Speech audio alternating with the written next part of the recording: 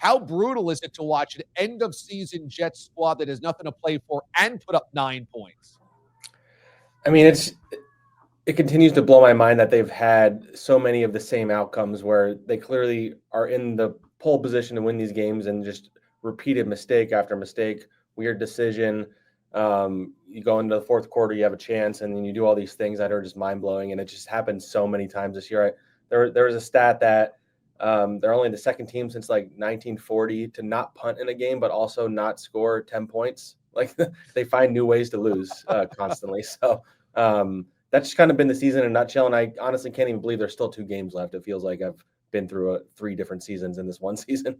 What was the most mind-blowing part of their decision-making today? Because you can look at some coaching, you can look at some quarterbacking. There was a lot of things on the docket today that left you scratching your head.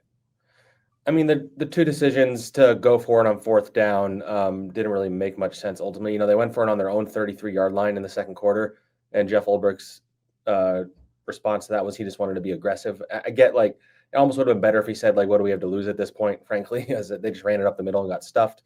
And then they worked their way up the field like a 14-play drive. They get to the 13-yard line. They just need points, and they go for it, and they don't get any points, and it kind of sucks the life out of the offense after that. So it's a combination of all these things. And Aaron Rodgers holding on to the ball too long, getting sacked, losing it, the kicker missing a field goal and an extra point. It's just one thing after another that just adds up to a bad football team.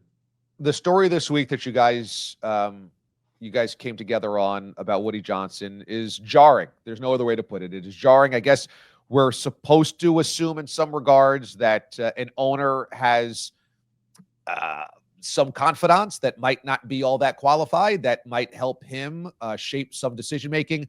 I don't think we assume that 2 teenage kids are the ones that do that in many organizations. Yeah. When it comes to the response this week about this article, were most people like, yeah, shrug their shoulders, that's the Jets? Or were most people like me shocked that 2 teenage sons have that much influence over decision-making?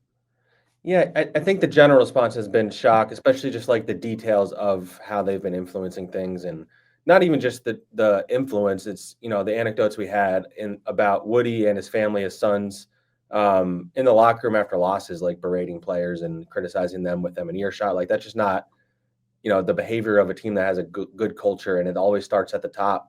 And you have an owner that long before his sons were a factor in this, like he's always been someone who was chasing headlines. He wanted to win the headlines. The Jets, a lot of times the joke is always they're the offseason champions. They've won the offseason so many years in a row, and they don't make it to the playoffs at the end of the season. And that just kind of ties into this. Like he seeks out the headlines. And so the flip side of that is he also reads all the headlines and he sees what people are saying, and through his sons and through himself. And that influences a lot of what the Jets do. And, you've seen the result of that. You've seen rash decision-making at various points, firing Robert Saleh after week 5. It hasn't worked.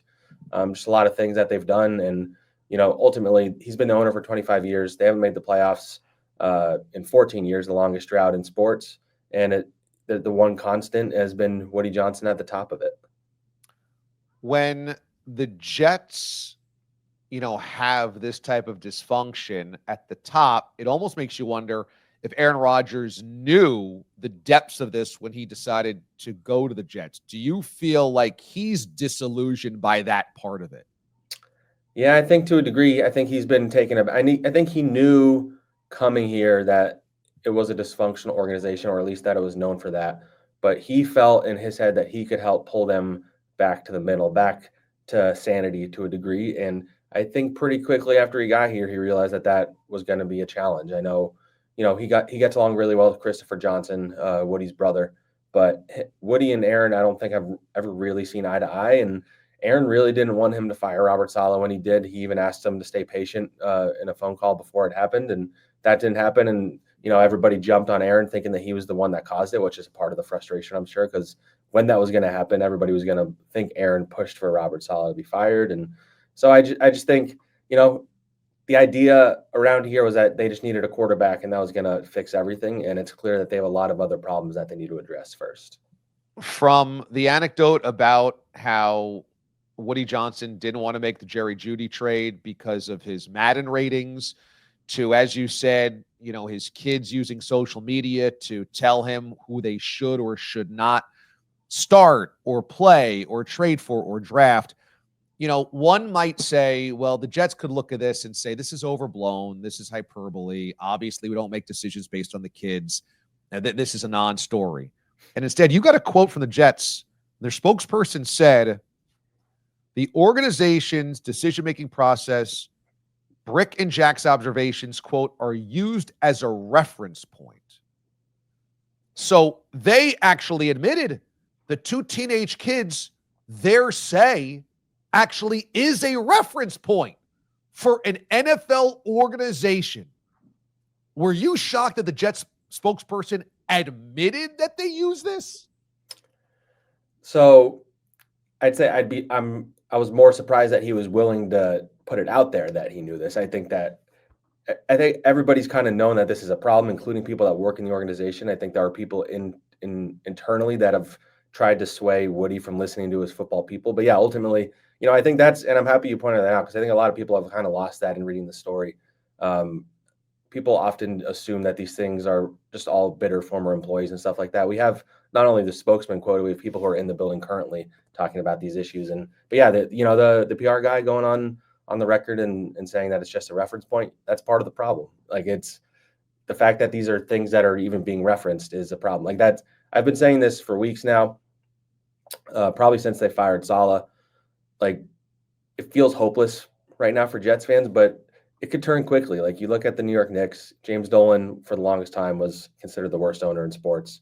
He hires Leon Rose, hands him the keys, and lets him do his thing. You don't hear about James Dolan anymore. If Woody Johnson is willing to hire somebody really smart, hand them the keys, and let them run the organization, then they can turn this around. And that's what it comes down to. When you have somebody who doesn't really have a football background in Woody, he's going to find what sounds like it makes sense, and he's going to try and enact those things. Whereas somebody who's been in the league and understands how things work, they're going to look at it from a different perspective. And one thing I always say about Woody is he's very much results oriented as opposed to process oriented. So when things aren't working, he's like, well, why isn't it working? We need to fix it, as opposed to figuring out the process of getting things to work. And so I think everything starts there when it comes to the Jets' problems.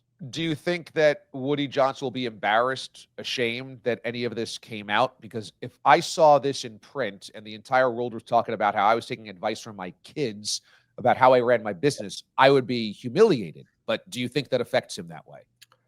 The only person who knows that answer is him. I do get the sense that there's some, I don't know if hope's the right word, but a desire to maybe point this out to Woody, like, look, this is what people are saying about you. This is what people think about the way you run things. Like, the Jets are being roundlessly mocked right now. And if anything was going to be a wake-up call, maybe this is it. But until he changes, or changes the way he operates, or changes the way the Jets operate, they're going to keep falling into the same traps that they always do, and chasing the headlines and reacting too much to the headlines. And the best advice I would give to anybody, but especially Woody Johnson, would be to delete Twitter off your phone. Stop looking at what people are saying, and let your football people make the football decisions. Finally, do you think you'll be covering Aaron Rodgers next year as a Jet? I go back and forth on this. I still lean towards no. As we alluded to earlier when we were talking about our article, him and Woody's relationship has deteriorated a bit. But I do think there's some openness to the possibility that he could be back, because both the Jets might not be able to get anybody better, and he might not have other options. And so whoever the head coach or GM is, I think it'll ultimately be their call. If, let's say Mike Vrabel or whatever GM, if he comes in and says, well, I want to win in 2025, Aaron Rodgers is the best shot at that. If these are coaches that are more into developing and thinking about the next 5 years, then I don't know if they want to coach Aaron Rodgers at 42 when he wants complete control of the offense.